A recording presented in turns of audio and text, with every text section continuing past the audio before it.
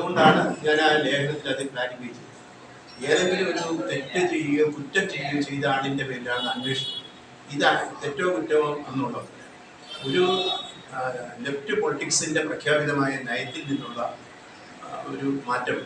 ആ നയത്തിൽ നിന്ന് രാഷ്ട്രീയ പാർട്ടികൾ മാറിയിട്ടില്ല.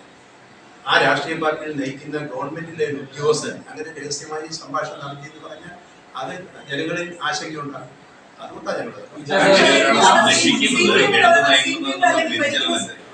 ഇടതുപക്ഷത്തിന്റെ നയങ്ങളിൽ നിന്ന് അങ്ങനെ മാറാൻ പാടില്ല എന്നുള്ളത് കൊണ്ടാണ് അത്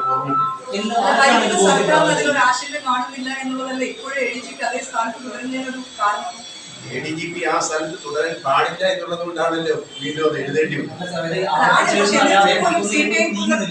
അതെ അതെ, അതുകൊണ്ടാണ് ഞാൻ അതിന്റെ ഒരു കാര്യം കൂടെ വ്യക്തമാക്കിയത്. 2006 പ്രകാശ് സിംഗ് കേസ് ആസാമിലെ കേസാണ്. ആ കേസിൽ 2 വർഷം ഒരു പോലീസ് ഉദ്യോഗസ്ഥനെ ആ സ്ഥാനത്ത് ഇരിക്കണമെന്നാണ് കോടതിയുടെ നിർദ്ദേശം.